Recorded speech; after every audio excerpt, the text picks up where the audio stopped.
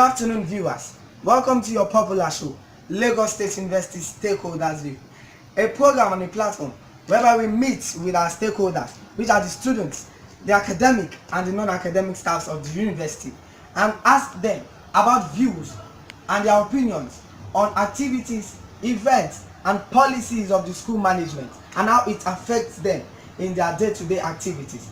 And we'll be talking about today the infrastructural development of the university, how fast or how slow it is, what do they know about the infrastructural development, their views and their opinions about this infrastructural development.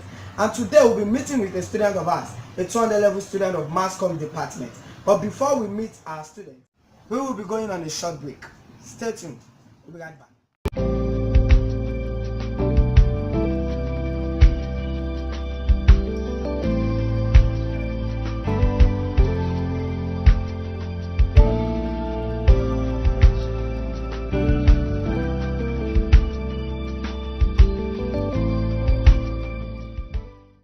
Welcome back, viewers, from the short break.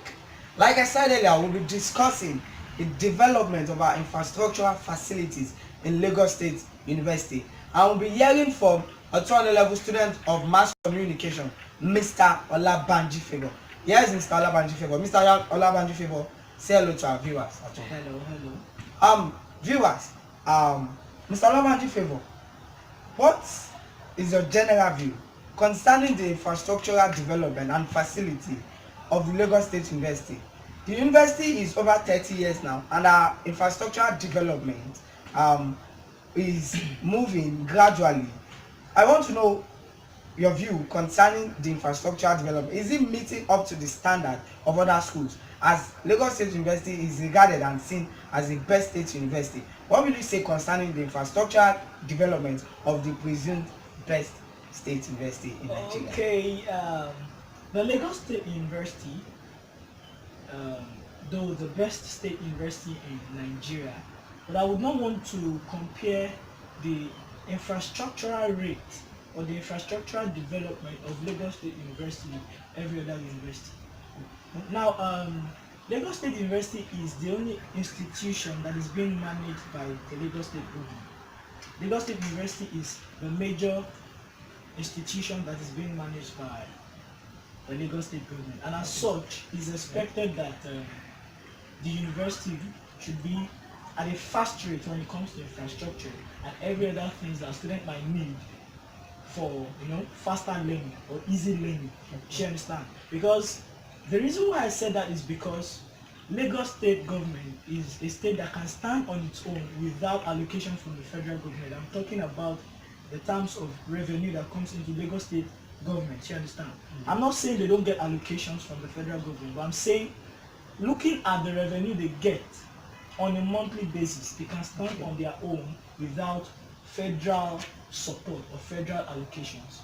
But what I've discovered so far is that Lagos State government is not interested in education generally. Lagos State government is not interested in the development of education generally, and that is why an institution like this in the Lagos State University is in this picture, is in this state. You understand?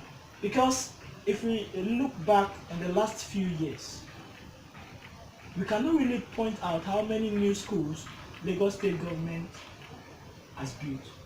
We cannot really point out new infrastructures in educational graduates that the Lagos State government have built.